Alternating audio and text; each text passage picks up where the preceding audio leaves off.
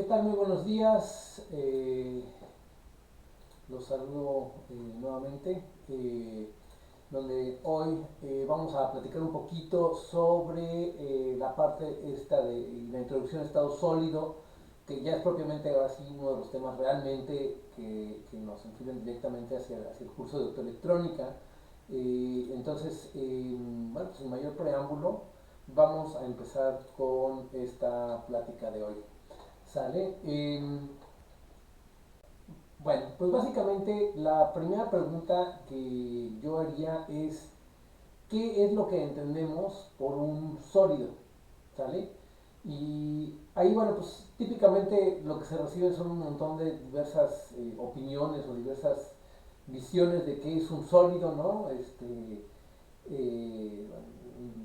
Probablemente la primaria nos enseñan que hay tres estados de la materia: los líquidos, los sólidos y los gases, ¿no? Básicamente, pues no se hace una discusión seria de qué quiere decir que algo es un sólido, ¿ok? Bueno, pues aquí lo vamos a platicar con un poquito más de detalle, ¿no? Básicamente lo que hace un sólido tiene que ver con su estructura atómica tridimensional, es decir, en cómo están arreglados geométricamente sus átomos en tres dimensiones, ¿sale? Una de las cosas, antes de entrar ya en los detalles un poco que los vamos a ir viendo en el transcurso de esta y la próxima sesión, eh, antes de entrar en detalles ahí ya exactamente de cómo son las estructuras y demás, me gustaría mencionar que hay muchos sólidos, hay muchísimos sólidos. Si ustedes se ponen a ver la tabla periódica, alrededor de dos terceras partes de la tabla periódica son metales, ¿sale? Y esas metales, básicamente todos, forman estructuras sólidas, es decir, forman estructuras cristalinas sólidas, ¿sale? Eh, em, entonces, bueno, si nos imaginamos así rápidamente, ¿no? La tabla periódica se ve más o menos así, ¿no? Aquí hay una como escalerita, ¿no? Y luego acá vuelve a subir, ¿no? Etcétera, etcétera. Pues básicamente toda esta región de por aquí, ¿no? Casi todo esto, con excepción del hidrógeno que se encuentra en esta parte de aquí, prácticamente toda la tabla periódica, bueno, dos terceras partes de la tabla periódica son esencialmente puros metales, ¿no? Y ahora, ¿qué es lo que caracteriza a un metal? Como les decía, uno, forman estructuras cristalinas, es decir, sus átomos están acomodados de tal forma que sí forman un sólido, ¿no? Eh, Tienen, bueno, lo que llamamos electrones de valencia. ¿Se acuerdan un poco de lo que habíamos dicho la última ocasión, ¿no? Los electrones estos de la capa más exterior, ¿no? Si pensamos en el átomo de hidrógeno, pues solo tiene un átomo y solamente tiene ese átomo que es el átomo de valencia, ¿no? Pero si tienen átomos con más electrones, prácticamente se van rellenando como las capas o los distintos niveles de energía, ¿no? Y si uno no llena exactamente una capa, ¿no? Básicamente sobran electrones, ¿no? Y esos electrones tienen la capacidad de formar enlaces químicos bueno, enlaces en general, digamos, con sus vecinos. Así es como se forman las moléculas, así es como se forman los sólidos, etcétera, etcétera, ¿no? Pero el punto más importante es que los electrones, los metales típicamente tienen bueno, pues hay electrones que son libres, ¿no? Y esos electrones libres esencialmente son los que permiten que sean buenos conductores eléctricos, ¿sale? Un segundo aquí, voy a quitar una cosa que me está estorbando. Eh, y, em, y bueno, vamos a ver primero un poquito cómo es que se veían los sólidos en la etapa. Vamos a pensar en tiempos antes de la mecánica cuántica, ¿no? Cómo nos imaginábamos, ¿no? Los metales. Y básicamente la visión cuántica, ¿no? Es que, bueno, pues de alguna forma ahí estaban los un conjunto de núcleos, ¿no? y que en medio de esos núcleos que básicamente ocupaban muy poquito espacio, ¿no? Había una especie de gas de cargas libres, ¿no? Que rellenaba como que todo este espacio alrededor que quedaba entre los huecos, ¿no? Y todo este espacio libre que quedaba aquí, básicamente, bueno, quedaba lleno como de esta nube de gas cargado, ¿no? Que era pues, capaz de conducir, se podía mover fácilmente como los gases, que los gases básicamente tienen esa propiedad que fácilmente pueden fluir, ¿no? Y un poco era como se veía, ¿no? Ya cuando se empezaron digamos, a ver que tenía que haber electrones y todas estas evidencias que se fueron encontrando a finales del siglo antepasado y principios del siglo pasado. Bueno, pues se pensaban, ok, esta es como una especie de nube de electrones libres, ¿no? Como un gas ahí de electrones libres y básicamente se pensaba, bueno, ok, están como que los electrones, los que no están en la capa más exterior, los que no están libres de moverse, ¿no? De alguna forma forman una especie de átomo de capa cerrada, ¿no? Esos electrones quedan atrapados dentro de esta capita cerrada, o dentro de estas capas cerradas, y ahí cerca del núcleo, ¿no? Y son solamente estos electrones de valencia que les llamamos, ¿no? Que formaban este gas de electrones libres que se podía mover pues entre los átomos, ¿no? Eh, ¿Sale? Y bueno, pues entonces, esencialmente, lo que encontrábamos, ¿no? En estos casos de los gases de electrones libres, bueno, pues es que ellos explicaban la conducción eléctrica de alguna forma, ¿no? Eh, y bueno, cuando se empezó a hacer un poco modelaje, ¿no? Para tratar de entender estos, estos, eh, estos gases de electrones y la conductividad de los metales, de todos estos pues, dos terceras partes de los elementos de la tabla periódica, ¿no? Eh, Usualmente lo que se hacía era, bueno, pues tratarlos justamente como un gas, ¿no? Y los gases se pueden tratar de distintas maneras. La hipótesis, vamos a decir, ¿no? Más, o las hipótesis que se utilizaron al principio, ¿no?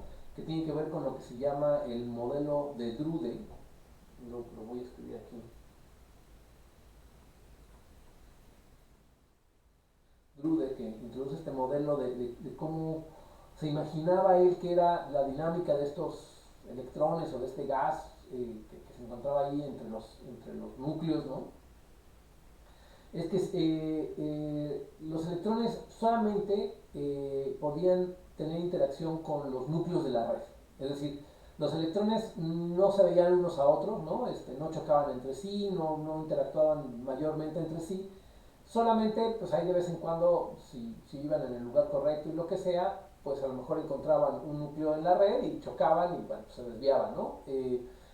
Pero esencialmente los electrones entre sí se asumía que no interactuaban, ¿no? Eh, Se asumía que los electrones interactuaban de manera instantánea con los núcleos de la red y bueno, pues eso pues resultaba obviamente en un cambio de velocidad, es decir, cambiaba su dirección y probablemente la magnitud de su velocidad. Eh, bueno, pues Drude introdujo ahí que los electrones tenían una probabilidad de interactuar con los núcleos de la red dada por tau a la menos uno, ¿sale? Esa era la probabilidad por unidad de tiempo de que hubiera una interacción. Es decir, si tú eres un electrón, bueno, pues la probabilidad eh, interactuaras durante una unidad de tiempo pues era tau a la menos uno, o tau era básicamente el tiempo promedio que pasaba entre interacciones, entre colisiones con estos núcleos de la red, ¿no? Eh, Y bueno, pues básicamente también otra cosa que asume es que la única interacción que hay entre la red cristalina, ¿no? Entre los núcleos y estos electrones que se mueven como una especie de gas, es esta interacción por colisiones, ¿no? Es decir, solamente chocan, no hay ningún otro tipo de interacción con los electrones, ¿no? A ver, si yo les preguntara cuál es la ecuación de movimiento del un electrón, vamos a decir, en principio libre en un metal o en un material, eh, básicamente lo que tenemos es que la ecuación de movimiento de ese electrón va a ser masa por aceleración, ¿no? De la ecuación de Newton, ¿verdad? Eh, y aquí le voy a poner un término extra que se llama m tau a la menos 1 por b. Esto es una especie de término de arrastre, ¿no? Es igual a menos e por e. Es decir, si yo aplico un campo eléctrico externo E mayúscula, bueno, se genera una fuerza menos E minúscula por E mayúscula sobre el, sobre el electrón, ¿no? Y el término ahí en medio, bueno, pues básicamente simplemente es una especie de fuerza de arrastre que tiene que ver con las desviaciones estas en promedio que ocurren de los electrones al chocar con los núcleos de la red, ¿no? Como lo habíamos dicho. Ahora, aquí, como electrones se encuentran libres, ¿no? Pues vamos a ver qué es lo que pasa en distintos casos, en dos, dos o tres casos ahorita, ¿no? Muy particulares, ¿no? En el caso bueno, habíamos dicho, ¿no? La densidad de corriente está dada por menos n e por b, ¿cierto? Donde n es la densidad volumétrica de partículas, ¿sale? Y entonces, bueno, si sustituyo esto en la ecuación que está arriba, ¿no? Lo que obtengo es que la derivada de la densidad de corriente, ¿no? Como respecto al tiempo, perdón, aquí es, a ver, me equivoqué, más eh, tau a la menos 1 también por j eh, es igual a n e sobre m por e. ¿Sale? Básicamente aquí lo que estoy haciendo es multiplicar por menos 1 toda la ecuación, ¿no? Y sustituir la j en esa forma, ¿no? Y dividir entre n e. ¿Sale? Entre n e por n en realidad, ¿no? Y entonces lo que obtenemos es esto que tenemos de este lado. ¿Sale? Ok. Eh, Perfecto. Entonces, básicamente de aquí, bueno, pues podemos ver, por ejemplo, qué pasa en el caso estacionario. ¿Qué es lo que ocurre cuando, qué quiere decir el caso estacionario? El caso en el que ya se establece una corriente, digamos, aplicamos un cierto campo eléctrico en el metal, ¿no? Se establece una cierta corriente y las cosas ya dejan de cambiar, ¿no? Ya está esa corriente establecida y ya ni está aumentando, ni está disminuyendo, ni nada, ya la corriente está constante, ¿no? En ese caso, pues tenemos que la derivada, ¿no? Respecto al tiempo, es cero, ¿no? Y vamos a ver más o menos qué pasa en ese caso, ¿no? Lo que tendríamos es que quedé tau a la menos 1 por j me queda igual a n e sobre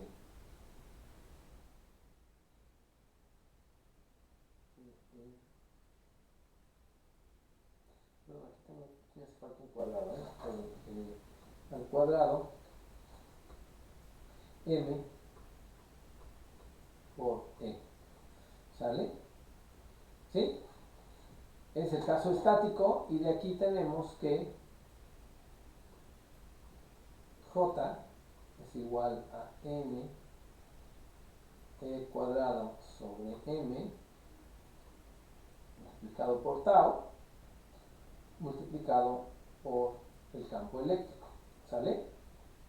Que es básicamente pues la corriente estática de Drude, así se le llama, ¿no? Bueno, la constante estática de acuerdo al modelo de Drude.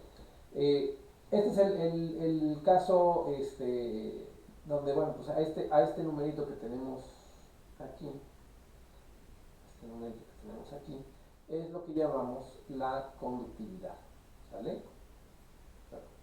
La conductividad sigma, ¿ok? Ahora tenemos otro caso extremo, el caso completamente transitorio, es decir, ¿qué pasa, por ejemplo, si pongo un par de contactos en el metal, ¿no? Se establece una corriente, se llega al estado estático, ¿no?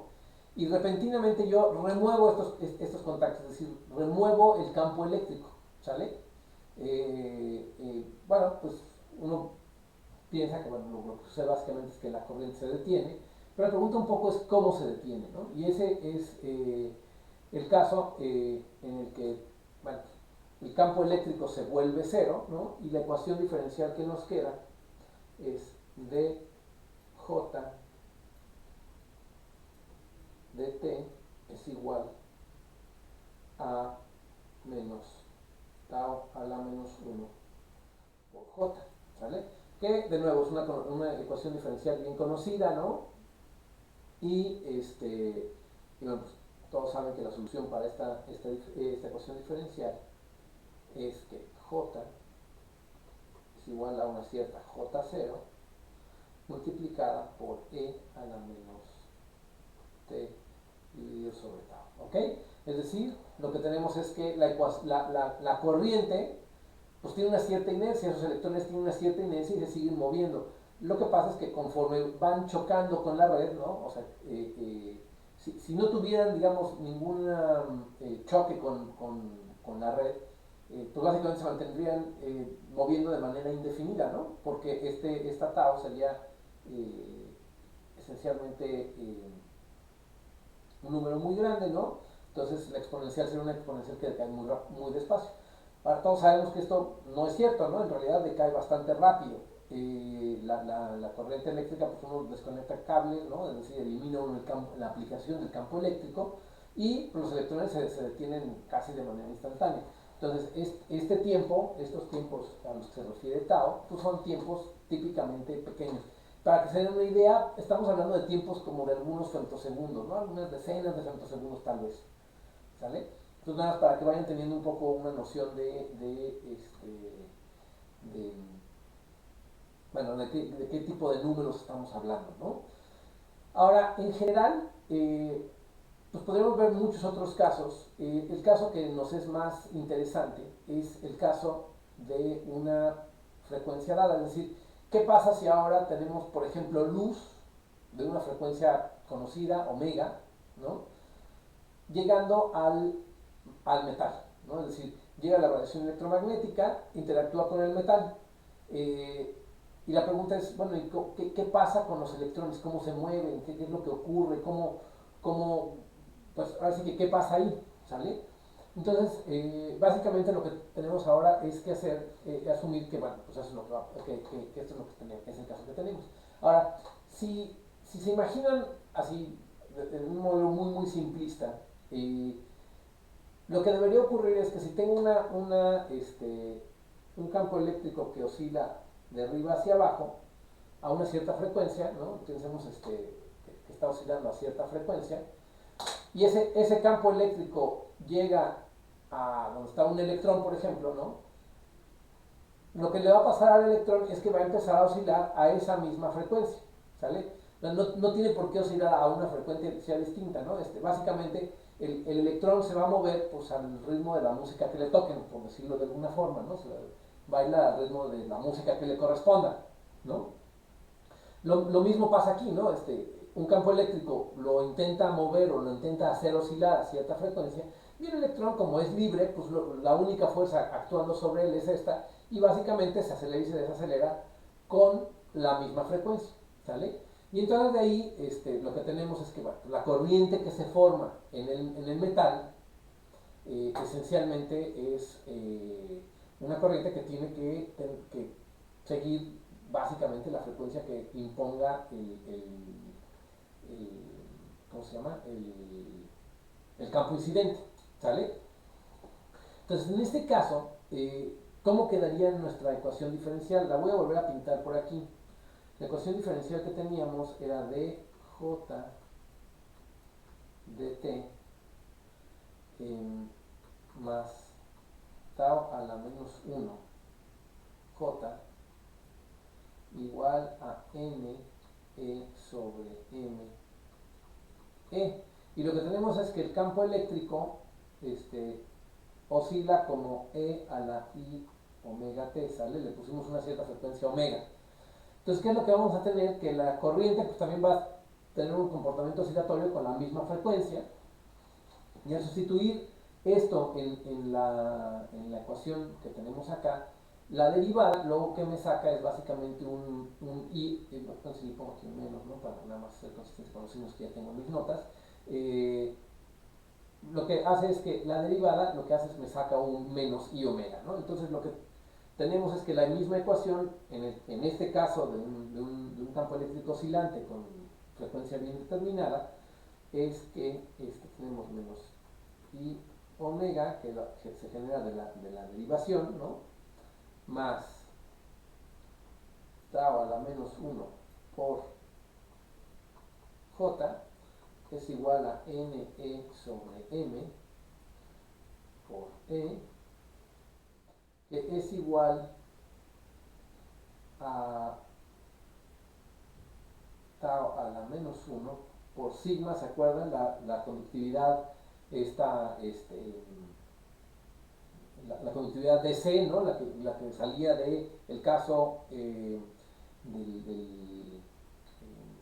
caso estático, ¿no? Y multiplicada por J también, ¿no? Perdón, por E, ¿sale? Entonces, esto es lo que nos queda, y entonces de aquí tenemos que la J queda dada como sigma entre 1 menos i omega tau multiplicado por el campo eléctrico, ¿sale? Entonces, si se dan cuenta, ahora el número, la constante de proporcionalidad ya no es constante, ¿no? Entre J y E ya no es sigma, ahora es sigma entre 1 menos i omega tau. ¿Eso qué quiere decir? Primeramente quiere decir que este sería como, así como sigma es la conductividad, vamos a llamar DC, es decir, de frecuencia cero o de corriente continua, ¿no? Esta sería como la conductividad, pero ahora la conductividad dinámica, es decir, dada una frecuencia se tiene una cierta conductividad, para otra frecuencia se tiene otra conductividad, etcétera, etcétera, ¿no? Eso va a implicar que pues todas las propiedades que tienen que ver con la interacción entre la radiación, que aquí básicamente viene representada por el campo eléctrico incidente, ¿no? Y material, que básicamente tiene que ver con la J, ¿no? Ahora van a ser, uno, dependientes de la frecuencia, ¿no? Como verán ahí, y dos, son un número complejo, y eso sí es algo un poquito más, vamos a decir, extraño, ¿no? Entonces tenemos básicamente esto. Ahora, en el caso, si regresamos digamos, si pensamos en el caso omega igual a 0, lo que regresamos es al caso estático tal cual, ¿no? Es decir, J igual a sigma E, cosa que pues, ya era de esperarse, ¿no? ¿Sale? Ahora, si sustituimos esta J que tenemos acá, esta de aquí, ¿no? En la ecuación de onda, generalizada, ¿sí? De nuevo, tengan en mente que sus ecuaciones de onda, su ecuación de onda, probablemente la que han visto un millón de veces, ¿no? Es la ecuación de onda, digamos, sin fuentes, ¿no? Y si uno incluye las fuentes, que son básicamente el vector de densidad de corriente y la polarización dieléctrica, uno lo que encuentra es que la ecuación de onda se hace un poquito más grande y tiene algunos términos adicionales. Entonces la vamos a escribir aquí explícitamente. La ecuación de onda completa con fuentes, en particular con el caso de la J, la densidad de corriente como fuente, queda escrita así. Igual a 1 sobre c cuadrada, la parcial segunda del campo eléctrico respecto al tiempo, y luego más mu 0 multiplicada por el campo, por el vector de corriente, ¿no? O bueno, por el vector de corriente. Entonces, aquí lo que vamos a hacer es vamos a sustituir mu 0 sigma sobre 1 menos i omega tau, ¿sale? Bueno, en realidad es por la derivada del vector de corriente, que si lo sustituimos aquí, lo que me queda es la derivada ahora del campo eléctrico.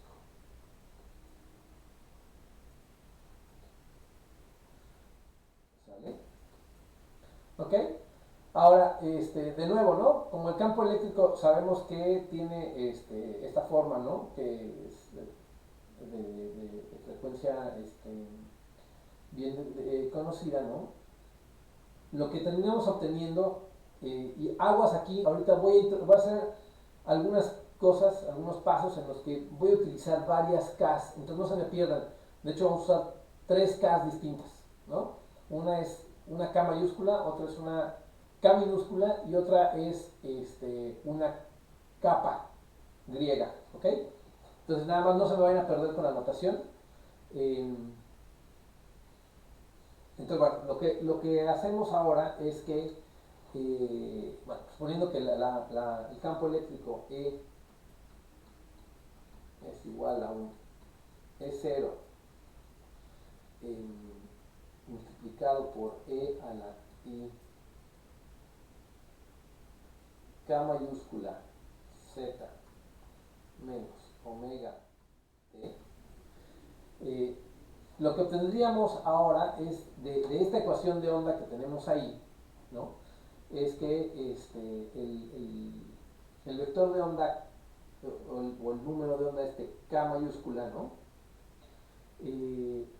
Esencialmente queda dado por omega cuadrada sobre c cuadrada más i omega mu 0 sigma dividido sobre 1 menos i omega tau. Voy a escribir esa tau que quedó muy fea. Tau, y digamos, eso es esencialmente lo que obtienen de sustituir esta E que tenemos acá arriba en la ecuación que teníamos en la página previa, es decir, en esta. ¿Sale? Entonces llegamos a esto y donde esta K ahora juega el papel del número de onda, ¿no? Es decir, es este número que me dice, bueno, que está relacionado con la longitud de onda, etcétera, etcétera, y que también está relacionado con el índice de refracción, ¿no? Ahora, lo primero que notamos aquí es que otra vez, a ver, algo extraño está pasando aquí. Primeramente, esta K es dependiente de la frecuencia, ¿no? Es decir, de alguna forma, la K siempre es dependiente de la frecuencia porque depende de la longitud de onda, pero esto implica, al no variar nada más como omega cuadrada entre c, esto implica que, por cierto, también me faltó un cuadrado, ¿no? Es K cuadrada. Al no ser omega entre c, K igual a omega entre c, bueno, pues eso implica que hay un índice de refracción. Y la otra parte, y ese índice de refracción ahora es dependiente de la frecuencia, porque el resto acá, ¿no? Esta parte de acá, es dependiente de la frecuencia aparece aquí y aparece acá. Y además es un número complejo. Entonces, a lo que nos estamos enfrentando ahora es que, uno, el índice de refracción no va a ser constante, sino va a ser una función de la frecuencia. ¿Sí? Es decir, vamos a tener a una frecuencia vamos a tener un índice de refracción, a otra, etcétera, etcétera. Y la otra es que el índice de refracción ahora va a ser un número complejo. Y el número de onda en sí mismo también va a ser un número complejo. ¿Sale? Entonces, bueno, pues vamos a ver qué implicaciones tiene esto, ¿no? Eh, si pensamos en el caso de frecuencias pequeñas, ¿no? Eh, esto implica que este término, pequeñas quiere decir, pues, más pequeñas que, digamos, pequeñas en comparación al periodo equivalente a tau, ¿no? Es decir, de unos cuantos femtosegundos, ¿no? Unas cuantas decenas de femtosegundos tal vez. Eh, lo que tenemos es que aquí el denominador básicamente es 1, ¿no? Es decir, si este término, si la frecuencia es pequeña, este término que tiene i omega tau es pequeño y básicamente quien domina el denominador es el 1, ¿sale? Y en ese caso, lo que tenemos es que la k cuadrada, perdón, la k cuadrada es aproximadamente i omega mu 0 sigma, este, eh, bueno, en este caso, ¿no? Porque también el otro término también se hace pequeño, ¿no? El omega cuadrada entre c, al ser omega pequeño, pues omega cuadrada es muy pequeño, ¿no? Y entonces también ese término no pinta mucho y básicamente quien domina es el numerador del segundo término, ¿sale? De nuevo, esto es una aproximación nada más para omegas pequeñas, ¿no? Ahora, siendo este el caso, eh, la raíz cuadrada, si saco la raíz cuadrada de lo que está ahí, de nuevo, en la aproximación esta de números pequeños, ¿no? De frecuencias pequeñas, ¿no? K me queda igual aproximadamente a la raíz cuadrada de i omega mu 0 sigma. Y eso, la raíz cuadrada de i es 1 más i sobre raíz de 2, ¿no? Y eso lo voy a incorporar a esta parte de acá, omega mu 0 sigma sobre 2. ¿Ok? Entonces, esto es básicamente lo que pasa para las frecuencias pequeñas, y en este caso lo que observamos es que la parte real y la parte imaginaria del vector de onda, del número de onda, tienen magnitudes comparables, es decir, como que la mitad está en la parte real y la mitad está en la parte imaginaria de alguna forma, ¿no? Están más o menos sobre la diagonal en el plano complejo, digamos, ¿no? Ok, y nada más por completez, bueno, pues esta K mayúscula, que es el número de onda complejo, pues va a ser lo que siempre hemos llamado K, el número de onda, la parte real, ¿no? Más y alfa, ¿no? Donde alfa es el coeficiente de absorción, le llamamos, ¿no? El coeficiente de absorción.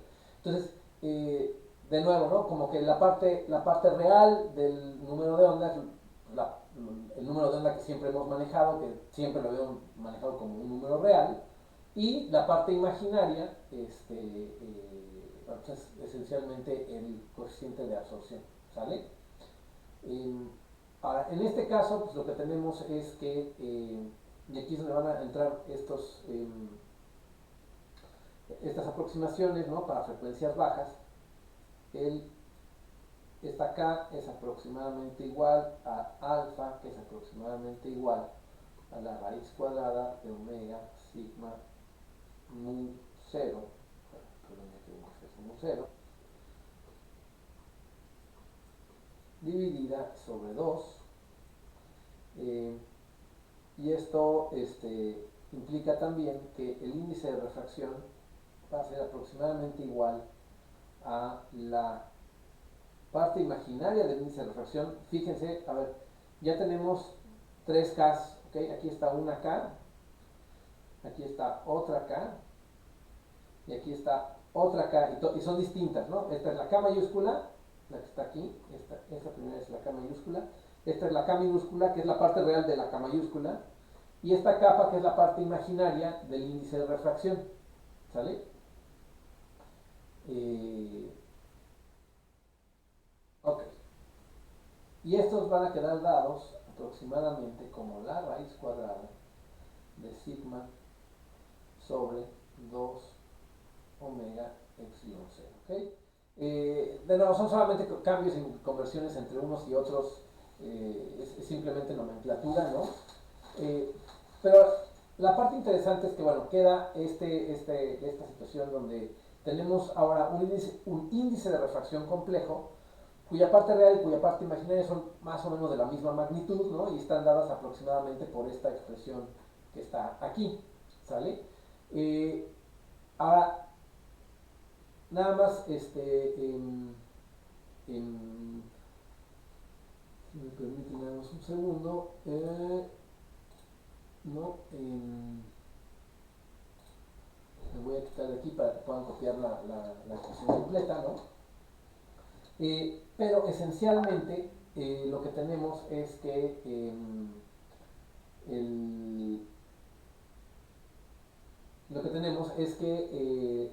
bueno, pues, las dos partes estas son más o menos de la misma magnitud, ¿no? Como les decía. Ahora, vamos a ver. Vamos a definir un número más. Una cosa que vamos a llamar delta. Esta delta minúscula va a ser igual a 1 sobre alfa, esta alfa que está aquí, ¿sale? Y eso va a estar dado pues, por el inverso de alfa, ¿no? Que es básicamente la raíz cuadrada de 2 sobre omega sigma mu 0. ¿Sale? Ok. Esa delta es básicamente lo que llamamos la profundidad de piel. Ese numerito probablemente, voy a volverme a aparecer en la imagen, ese numerito, no sé si lo hayan escuchado alguna vez, ¿no? Pero es algo así como qué tanto penetra dentro de, por ejemplo, un metal la radiación electromagnética, es decir, tiene que ver con la exponencial decayente de la amplitud conforme la radiación entra a un metal. Entonces imagínense que aquí tenemos el metal, ¿no? De aquí para acá es metal. Y tenemos una onda electromagnética, que la voy a pintar aquí de color azul, ¿no? Que llega, se está propagando y llega al metal. ¿Cómo es su propagación hacia adentro del metal? Bueno, pues básicamente lo que sucede es que se sigue propagando, pero su amplitud decae exponencialmente, ¿sale?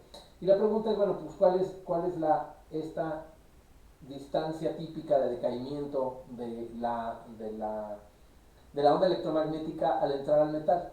Bueno, pues eso es justamente esta delta que tenemos acá abajo. Esta es lo que se llama la profundidad de piel, es decir, qué tan adentro del metal puede entrar la radiación electromagnética.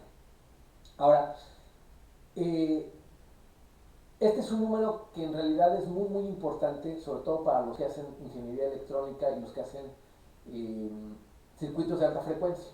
¿Por qué? A ver, piensen en un cable eléctrico, incluso los cables eléctricos de no tan alta frecuencia. Pensemos en el cable eléctrico de un contacto, ¿no? Si se fijan a su alrededor, el contacto donde conectan su computadora, ¿no? Para que siga funcionando.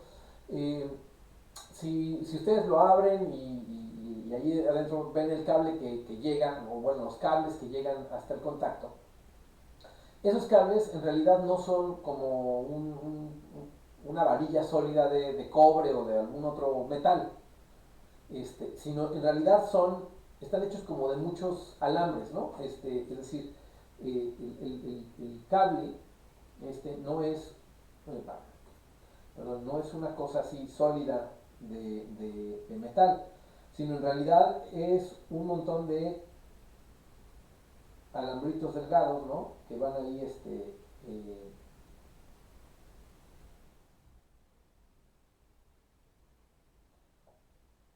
empacados dentro de un recubrimiento plástico, ¿no? Para evitar que haya un cortocircuito y lo que sea, que toque este, cosas que no debe tocar el cable eléctrico, ¿no? Pero en realidad está hecho de muchos alambres delgaditos. Entonces se han puesto a pensar por qué.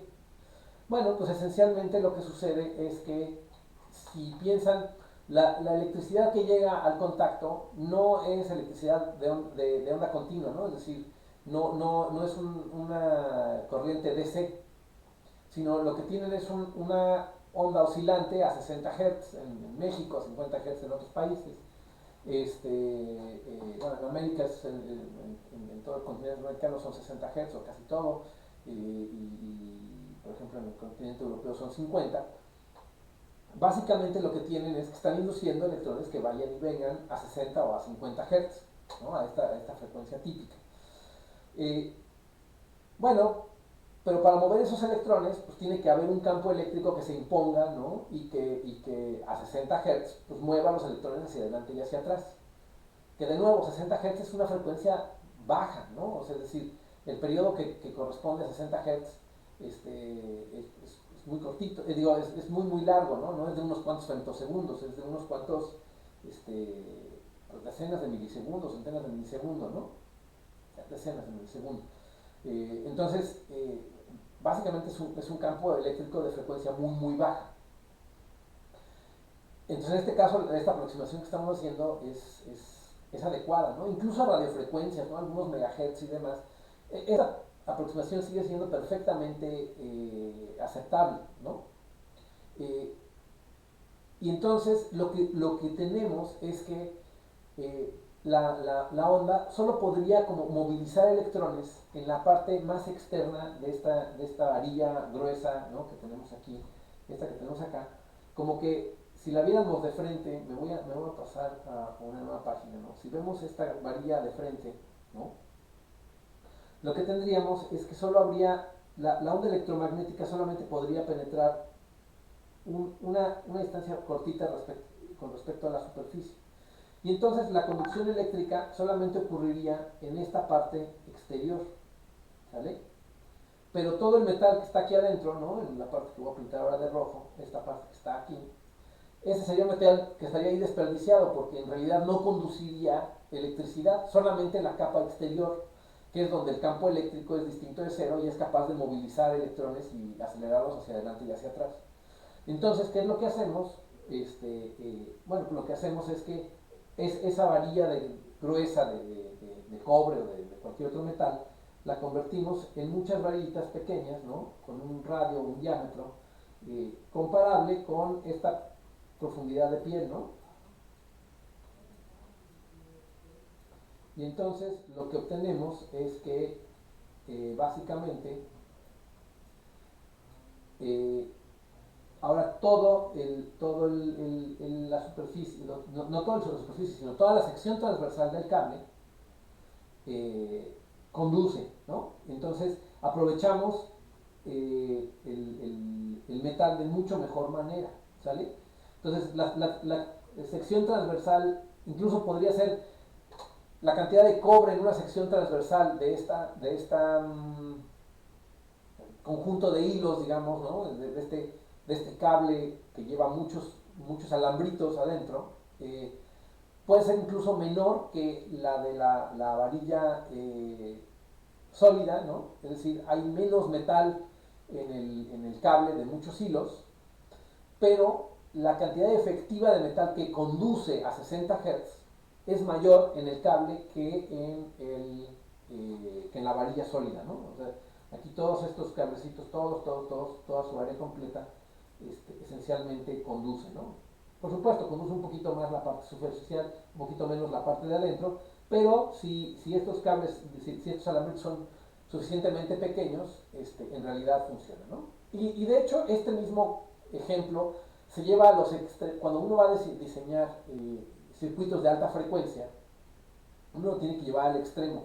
Y entonces uno hace una cosa que se llama el alambre de Liszt, ¿no? Que es muy difícil de conseguir, de hecho, que es básicamente un cable con muchos alambritos, pero son alambritos muy, muy, muy, muy delgados, ¿no? Y esos funcionan a frecuencias incluso más altas, es decir, a radiofrecuencias, a algunos cuantos kilohertz, megahertz, etcétera, etcétera. Este cable que está hecho de miles y miles y miles de alambritos muy, muy delgados puede ser utilizado para conectar distintas partes de un circuito electrónico de alta frecuencia y que siga teniendo una conductividad aceptable, porque básicamente la sección transversal de este alambre de Liszt, o sea, la cantidad de área que sigue conduciendo incluso a frecuencias más altas, sigue siendo grande, ¿no? Conforme uno va haciendo la frecuencia más grande, esta pielecita, ¿no? Que está aquí, esta parte de aquí, se va haciendo más delgada, ¿no? Entonces, frecuencias, no sé, de unos cuantos megahertz, a lo mejor en vez de ser del orden de 1 milímetro, pues ya están hablando de unas cuantas micras. Entonces ya realmente lo que conduce nada más es la superficie del metal. Entonces tenemos que recurrir a alambres más delgados. ¿Sale? Esa es como la primera parte de la conclusión, digamos, de estas cuentas que acabamos de hacer, ¿no? Ahora, regresando un poco acá, si no hacemos la cuenta, no hacemos esta aproximación, si nos vamos directamente a calcular eh, el índice de refracción, bueno, pues el índice de refracción complejo, no en la aproximación de baja frecuencia, sino el índice de refracción complejo, que voy a denotar como con una ñ, con una n tilde, ¿no? Es igual a 1 menos, y ahorita voy a definir algunos numeritos, WP dividido entre omega cuadrado, cuadrado también, este, menos, perdón, más pi omega tau, ¿ok? Donde esta WP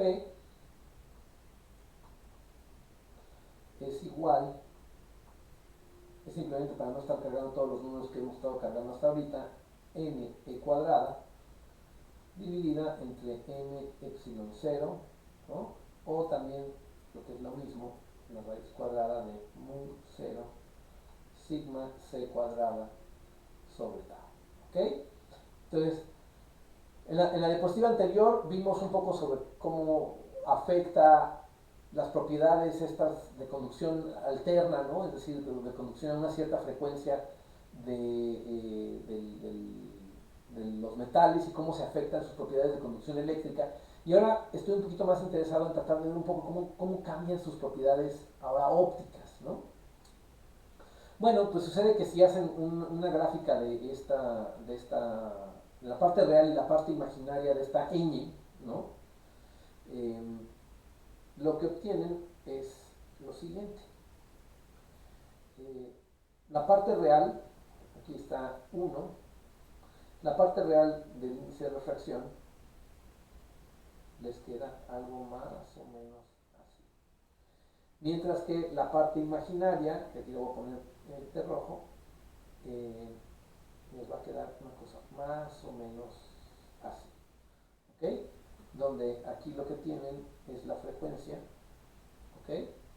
Y aquí lo que tenemos es o bien la parte real, n, o bien la parte imaginaria, kappa, del índice de refracción. ¿Ok? Esta frecuencia, este punto donde se cruzan, ¿no? La parte real y la parte imaginaria, esta que está aquí, este punto que está aquí, es justamente esta WP, que es lo que llamamos la frecuencia de plasma, así se le llama, ¿ok?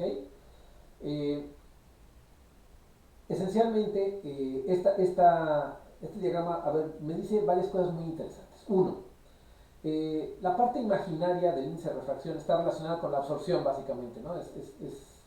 Salvo por un factor ahí de omega entre C, kappa y alfa son lo mismo. Entonces, lo que tenemos aquí es un poco cómo se comporta en color rojo la absorción, ¿no?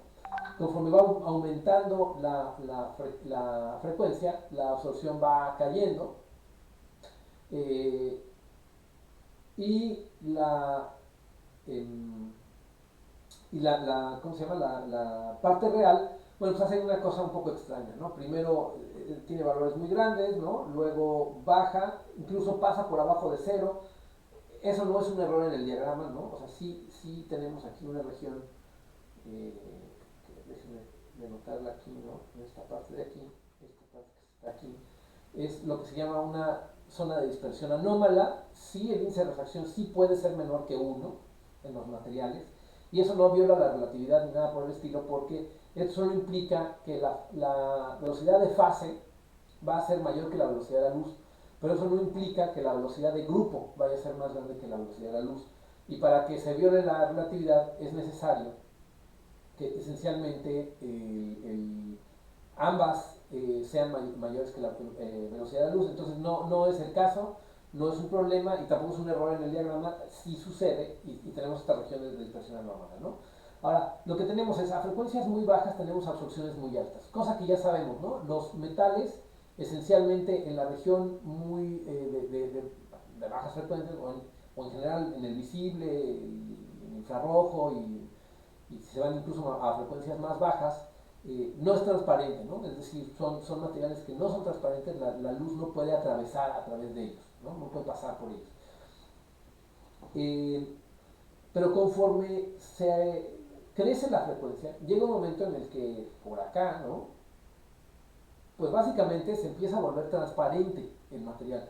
De hecho, conforme más se aumenta la frecuencia, más se va volviendo transparente. Lo cual también es cierto. Si se van a los rayos X, tal vez no a los rayos X suaves que utilizan en medicina, pero si nos vamos a hacer rayos X un poquito más energéticos, en longitudes de onda más bajas y por tanto frecuencias más altas, empezamos a poder ver a través de los metales. Entonces, esencialmente, esto es cierto, está bien observado, etcétera, etcétera. Con rayos X vemos a través de los metales. Entonces los metales se empiezan a volver transparentes a frecuencias altas. ¿Ok? Y son muy opacos en frecuencias bajas. ¿Sí? Y básicamente como que, pues ahí digamos este punto de corte es lo que se llama la frecuencia de plasma. Que es este punto donde podríamos decir que ahí es más o menos la región en donde el metal pasa de ser esencialmente opaco a ser esencialmente transparente, ¿no? Entonces, bueno, pues básicamente eso es lo que ocurre con los metales, ¿no? Entonces, esencialmente, si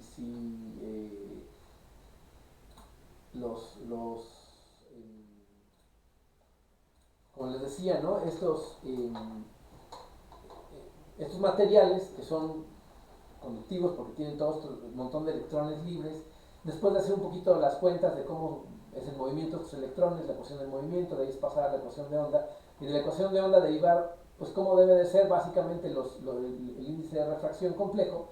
Lo que obtenemos es esta figura que acabamos de ver, donde la parte imaginaria del índice de refracción varía muchísimo entre las bajas frecuencias, donde es muy grande, hacia las altas frecuencias, donde es muy pequeño, lo cual nos explica tanto la transparencia como la opacidad de los metales. Y bueno, la parte real del índice de refracción tiene esta cosa ahí un poquito rara, ¿no? Es un número muy grande a frecuencias bajas, luego se vuelve, bueno, tiene esta región de dispersión anómala, y luego vuelve a tomar ahí pues, un cierto valor que donde más o menos se estabiliza, digamos ya hacia los rayos X, ¿no? Típicamente. Este comportamiento es típico de todos los materiales conductores. De hecho, los materiales semiconductores, de los cuales también vamos a hablar con mucho detalle, tienen también este tipo de comportamiento, nada más que su frecuencia de plasma se encuentra a frecuencias más bajas, digamos. Esencialmente no ocurre, digamos, hacia los rayos X, sino ocurre un poco más abajo, normalmente, ¿no? Y bueno, pues esa es esencialmente, digamos, como la visión clásica, ¿no? Aquí no hemos metido ecuaciones de Schrödinger, no hemos hecho estados de de la ecuación electrónica, etcétera, etcétera. Simplemente hicimos una ecuación clásica del movimiento de cómo debiera ser el movimiento de los electrones en un material, ¿no? Al ser, al, al propagarse, digamos, a través de este material, una onda electromagnética de una cierta frecuencia dada. Y, digamos, con esto concluimos la parte tanto de cómo es la conducción eléctrica como las propiedades ópticas de acuerdo al modelo de Drude, que de nuevo es un modelo clásico,